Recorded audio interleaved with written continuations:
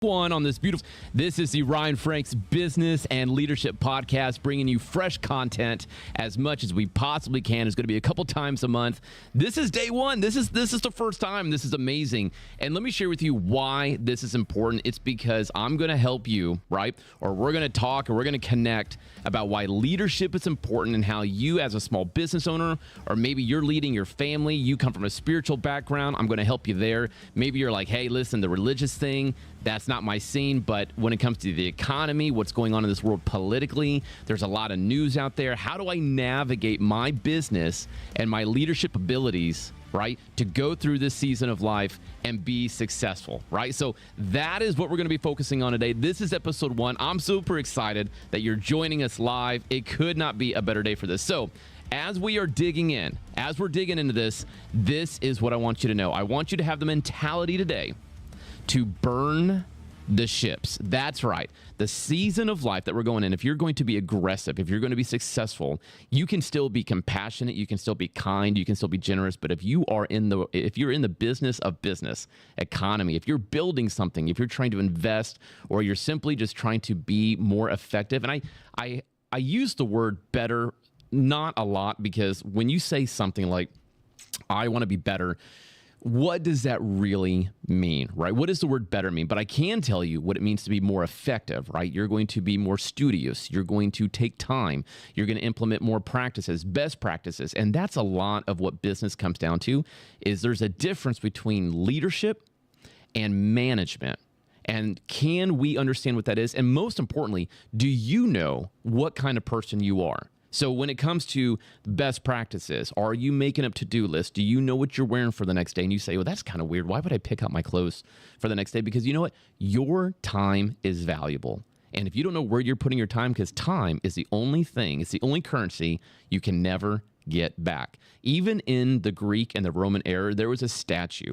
And it was a statue of a man sitting, but his hair was in the front. It was in the front of his head, because once opportunity, and that was the name of the statue, once opportunity was beyond you, you could not reach out and grab it again. So that's what we're doing. We're doing about business, effective leadership management today. Whew, it's going to be amazing. So first of all, a huge thank you to the band Spoken, right? So all of the music that we are using here is from the band Spoken. They are an amazing Christian band out on the road, and they are touring with some incredible artists right there. They are touring with Korn. They tour with POD. They tour with some of the largest names in the game, rock and roll Hall of Famers, and they're dear friends of not just myself, but the Messenger Studio and the Messenger Paper, right? So that is what they're doing. It's amazing. You will want to know more about that band and check them out. But in the meantime, all right, that's Spoken. So let's dig into a little bit of content, fresh content. And when we're here on this podcast, we will not only talk about leadership and business and how to make you more successful, you more effective, we will also bring up some really big political things happening. Not scandals. We're not into that whole podcast. We're not going to be talking about drama and Hollywood and celebrities. They are out of touch with people. They don't know what's going on in the real world. They haven't shopped for groceries for themselves in the last 20 to 30 years. We're not talking about people that are out there making $1 billion, right? But there are some great books, and one of them that I am reading right now, and the fact that I can't think of the author, but it's How to Make $1 billion. But it's all about your attitude, your mentality of how you approach each and every day. So with that said, I want to share one concept with you that I think will flip the script on your effectiveness as a leader. And we'll talk a little bit just for a moment about the difference between being a leader and a manager, right? A leader, just for example, a leader is going to pioneer unknown territory.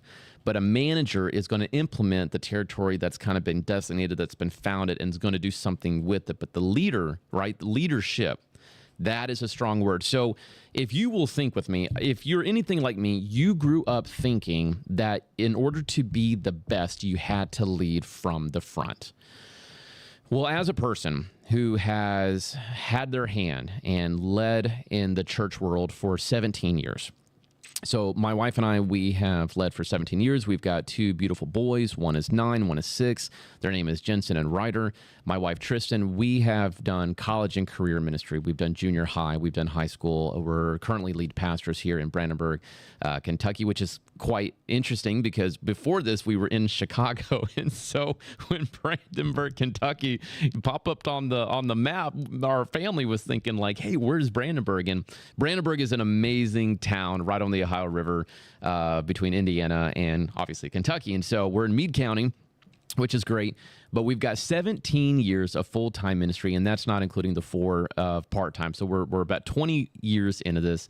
We also love business, and I think that's why it's important. Can you take a person, can you take a ministry, and can you also do the business? Because there are times where people will say, I don't like the business side of church. Does there have to be business side of church? Well, that's not really exactly what we're talking about today is the business side of church.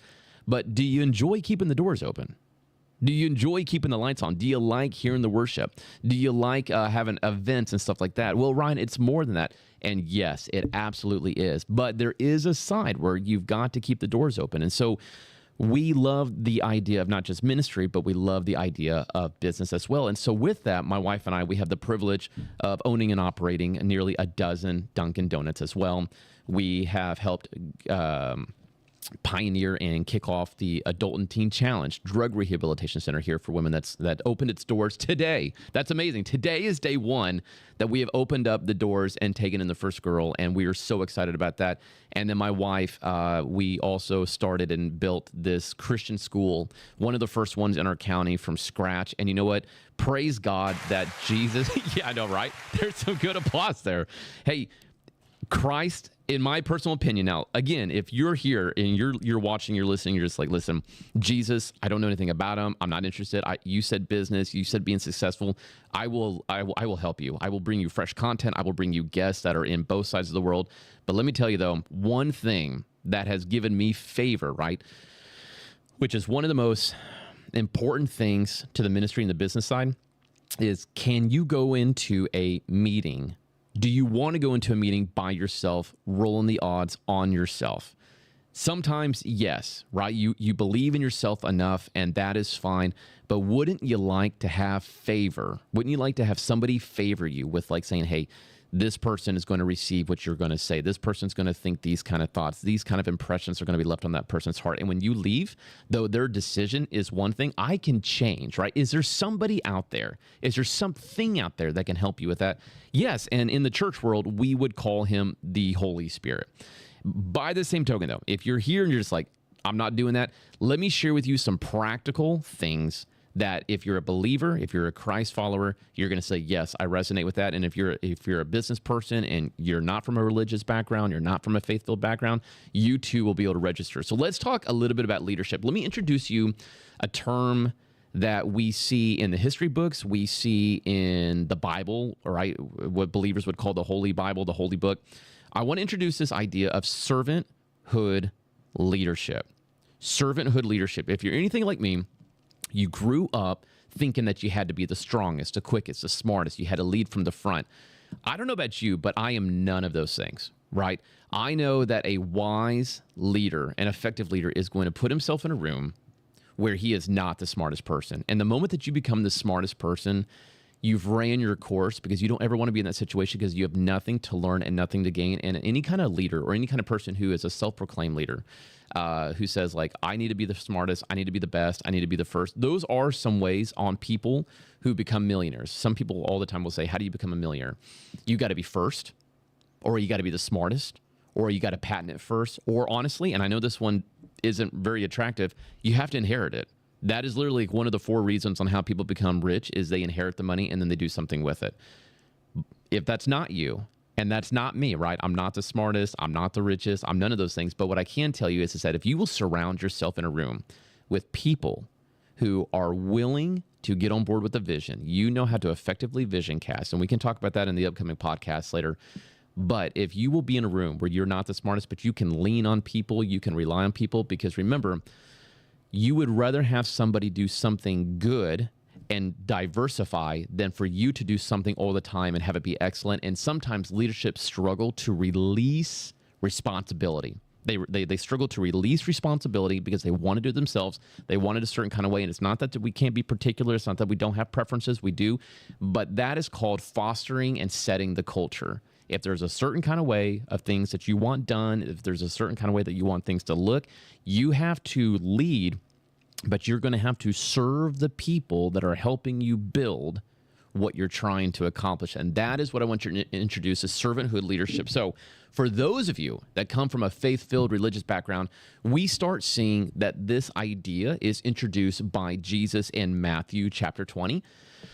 He starts leading from the back. He starts leading by saying, hey, listen, if you will do this, and if you will follow me, and if you will trust me, and if you will trust the process, these things will begin to work for you. But in the meantime, I will support you. I will continue to invest in you. It's not just, hey, these are your marching orders. This is what you got to do. This is where you got to go, and you need to do it right now. Most people don't effectively respond to that, right? They want to know that they are valued. I believe that anytime a person, according to statistics of Harvard College, Harvard University, if a person leaves an occupation or a job, 80% of the time is because they feel undervalued or they don't feel valued at all. Servanthood leadership is going to flip the script on that. It's going to simply say, I do believe in you. I am going to give you the resources on what you need to be successful because I want you to be successful. When we turn around and invest in people and our team and our staff, our churches, our employees, our small businesses, whatever the case, when we say, what can I do today to make your job easier and lighter and more effective, they're going to say, you know what? That's different. And because he is for me or she is for me, I will turn around and I will support their overall vision. And together, it's always a team-driven experience, team-driven journey, if you will. So Jesus tells, all right, so from the faith side, Jesus tells his disciples that leaders should not exercise authority over people, right? If you have authority, that doesn't mean that you necessarily have to use it. You can use that resource by saying, hey, listen, this is a position, but never do something because of the position that you're in. Don't ever leverage power because of the position that you're in. That is not a way to win over people. You can simply say, the position that I'm in gives me the ability to support them. Maybe you're not at the top of the food chain. Maybe you're not the boss. And so it's a little bit harder. You receive the marching orders. But if you are the small business owner or a big business owner, you can then turn around and say, hey, listen, it's more than just a task. It's more than just a punch list. It's more than just a to-do list. I want to invest in you, because if you start to invest in your people and you start making them more healthy, you will create a healthy culture and an environment. And let me share something with you that changed my life a long time ago that I learned. Healthy people will not survive unhealthy cultures, and vice versa. Unhealthy people will not survive healthy cultures. So I would say in ministry, from the spiritual perspective, there are moments where I have felt what you would call the presence of the Holy Spirit, right? Or an impression on my heart that simply said, Ryan, you're going to be pruned. The church is going to be pruned. The business, we've even felt that on the Duncan side, the business is going to be pruned. What the Holy Spirit is telling you is that change is coming. It's inevitable. And the only thing that's constant in this world, other than salvation of Jesus, is change. If you're not changing, if you're not evolving, and you're totally standing still, you will lose success. You will lose the business side. You'll lose the spiritual side, because you are called as a leader to grow. So if you find yourself as a leader today and you're saying, I haven't changed the dynamic, I haven't changed the structure, I haven't promoted, I haven't weaned out the ones that shouldn't be here anymore, I haven't gone ahead and recruited more people, I haven't set the standards a little bit higher, then your business, or your church for that matter, on the business side is inevitably going to go backwards. And if it's on the business side, there is always somebody hungry wanting what you have. So you can't just build businesses. You can't just build people. Remember, somebody is always coming for your job. Somebody's always coming for your business. Somebody's always coming for the territory. Somebody's always going to put up and promote something of a product that you have. So you must always be pushing the limits and the envelope as much as you can, but doing it with a healthy culture, right? Never lose sight of what you're doing. Because at the end of the day, whether you're changing tires, you're doing a clothing brand, you're pastoring a church, you're doing a studio, whatever the case may be, you have to remember that you are in the people business. You are solely relying on people to keep things going and promoting and purchasing and buying, e-commerce, the whole thing like that. You're relying on people. You're in the people business. So if you're not reading and learning more about people or how to make a healthy culture, or you're not investing in people, your business is eventually going to die. It's not a matter of if, it's just a matter of when. So what I'm suggesting is to continue to be a more of effective leader. Start not only investing in people, but be sure to invest in yourself. Let me ask you a couple questions today. What are you reading right now?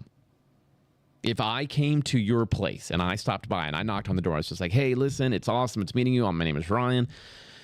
We were kind of hanging on the podcast a little bit. What are you reading? If you're telling me that you're reading nothing, you may be learning nothing from somebody who has the answer. Always be reading something. If you are getting up past 7 o'clock, you are missing the mark. You need to be getting up before everybody else gets up so that you can get ahead of the day.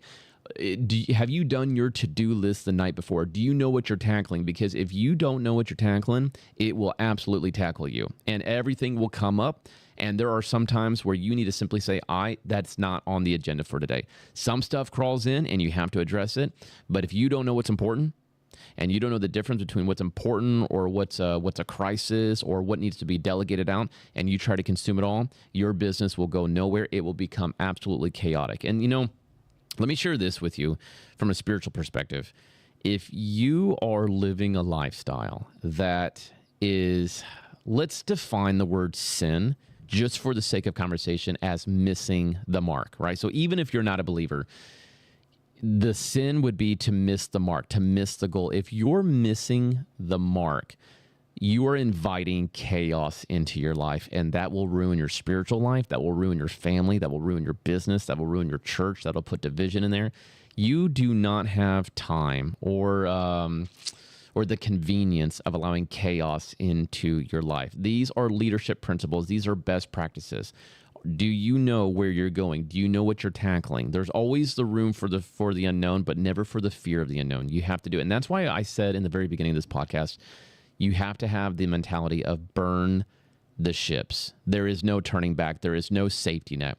Burn the ships, to reiterate, it comes from the captain, where him and his crew were, whether they were stranded on an island, they came up to the beach, they had their boats, but they were broken, and sailors were just like, listen, we're not going to go against the natives. We don't want to go against these people that we don't know. We don't know what kind of weapons they are. And the captain just said, we're not going to concentrate on building these or repairing these ships. We have to go forward. We have to go into it. If we stay here, we're going to die. And the crew member was just like, no, listen, we all have the same consensus. We want to survive. We want to thrive. We want to live, but we're not going to go anywhere. And so when they all went to bed that night, the captain went to all of the boats and he burned all the ships. And the next morning, when they woke up to flames, when they woke up to the crackling and the smoke and the fire and the heat, and they're just like, Captain, how could you do this to us? I thought you were our leader. And he was simply saying, no, listen, now you have no way but to go forward. You have to go forward, moving forward. There is no going back. There is no going to the side. So burn the ships when it comes to your mentality of building something great, investing in yourself, investing in other people. There is no turning back. Now, I'm not saying that there's not plan B. And as a good leader, you always want to know exactly what you can do after this. But if you always go into the mentality, if you always go into the process of just like, well, if this doesn't work out, if this doesn't work out, if this doesn't work out, let me tell you what that word means. That word is disbelief or doubt or unbelief. And if you try to conduct your business with unbelief around every single corner, like I'm unsure, there's a fear of the unknown, I don't know what's going to happen, you will exactly meet that fear face to face. And whatever happens, you just have to have the idea that you're not going to be killed. Right? People are going to try to come and kill your business. They're going to try to take your family. They're going to try to get involved. They're going to try to do things that are just going to mess you up. Why? Because they don't want you to succeed. That's just the chaos that they have in their own life. That's because of the sin that they're completely in their lifestyle. They're just always occupying that chaos. And chaos spreads, and chaos can be scary. And that's why you have to build up these walls when it comes to yourself and leadership. So let me go back to this one idea again, servanthood leadership. This will change the way that you think. This will change the way that you breathe. This will change the way that you drink your water, that you go to the gym. And let me tell you something. If you're listening or watching this and you're not a part of the 5 a.m. club, today's the day you change. You've got to be a part of the 5 a.m. club. What is the 5 a.m. club? You're up at 5. Okay, you're not sleeping until 6. You're not sleeping until 7. Ryan, work doesn't start till 9. That is 4 fabulous hours to beat the snot out of your competitors. That's 4 fabulous hours to text people, to call people, and you're like, well, I'm not going to call somebody at 6 a.m., but you could be making that to-do list, and there are other people in the 5 a.m. club, and you need to know who they are. So absolutely. Do I take calls at 6 sometimes? You better believe it. Am I reaching out to people at 7:30? Absolutely. I'm going to surround myself with people that are sharper, that are smarter, that are more effective. Not the word better, because I don't know what that means, but I know that they're doing more and that they think the same, and that's what I want to do. So we want to make sure that we're part of the 5 a.m. club. So get up, right? Work out. 10 minutes of reading the word, 10 minutes of praying, 10 minutes of journaling, 10 minutes of reflecting, hit that gym or whatever it is, 20, 20, 20. Get up at 5, servanthood leadership, and then start your day with that kind of leadership. What can I do today to serve the people in my camp, in my tribe, so that I can empower them to be better? Because in the end, they will turn around and they support you, because there are going to be days where it is going to be dark. It's going to be an interesting season. It's going to be unforeseen, and you're going to need your tribe. And if you don't have one, you're going to drown. It is sink or swim. I'm telling you, man, swim, burn the ships, have the mentality. You're going forward. There's no and ifs or buts about it, and that is it. So let me just kind of recap just a little bit about today. We are talking about leadership, aggressive leadership, business success. We're going to get into for the foreseeable podcast when we come back with business. What are good interest rates? Is this a good time to start a small business? Where can you get a loan these days? Who should you trust? Who should you not? Should you grab partners? Let me help you develop what you think you want to do, where you want to go. And so as we get going, you're going to be able to write in. We're going to answer questions. We're going to do all kinds of good stuff like that. But just before I let you go, let me just give you a few words of encouragement on what a leader looks like, right? So the first one is this: leaders pioneer uncharted territory and develop vision, and you cast it, right? You're developing vision. It's not always going to be perfect, but it is where we are going. They're going to follow their captain. Another thing, you're going to cultivate and foster healthy environments. If you are in your own office and you're in your own studio, or you're a librarian in your library, you're a teacher, you're in the cafeteria, whatever the case may be, you need to foster healthy, encouraging, positive environments. I'm not talking about like rainbows and unicorns and Skittles, right? Like everything's great, everything's grand. It's not. This is a pretty messed up, twisted world, and you need some weapons on you. And this is what this is going to help you. You got to foster healthy environments. Leaders set the tone, and they let their teamwork, and they lead their teamwork with guidelines, right? Give your team guidelines, give them a place to flourish, but let them go, right? Let them spread their wings. Let them make mistakes. It's better that they do something good than for you to hold on to everything and do something excellent, right? Let them go. Train them, teach them, invest in them. Leaders teach more than they preach. Invest in your people. Don't just be like, well, this is what you ought to do, and this is when you ought to do it. Teach them how and why it is important to do what you're asking them to do, to show them the vision.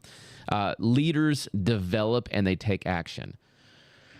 Oh, this is where dreams go to die. The difference between a dream and a vision is an action plan. So you're going to have to get up at 5. You're going to have to make that to-do list, or you did it the night before. You got to know where you're going. You got to take action, small steps. And listen, you're going to be told 9 out of 10 times, no. You're not looking for 90% of success rate. You're looking for the one that says, yes, yeah, there it is. You're looking for opportunities. Some of the greatest people, minds of our time. I think of Dr. Seuss. I think of the Colonel from KFC. They were told no thousands of times before they hit their stride. Not looking for the 90% success rate for a yes. You're looking for the one that says, you know what? Yeah, let's talk about that. Let's do something like that. That's a leader. Leaders have distinct goals. Leaders need to clearly define the goals. Leaders have clear vision for your team, organization. They translate the gibberish into vision, into goals. You have to have trust within your team, express yourself openly and candidly, but kindly and respectfully, inspire others, foster innovation, and maintain high standards. This is where I want to leave you today. I'm going to leave you with this final thought. Do not cut corners. You do things the way that you need to do them. You put in the rich time. You go according to plan. The plan's going to fall apart. You get up and you get up and you get up because it's going to take. And that is where I want to leave you today. Put some standards in. Servanthood leadership. Don't quit. Hey, we'll catch you soon. Thanks for joining the Ryan Business and Leadership Podcast. It's been a guest. Been a blessed. Hey.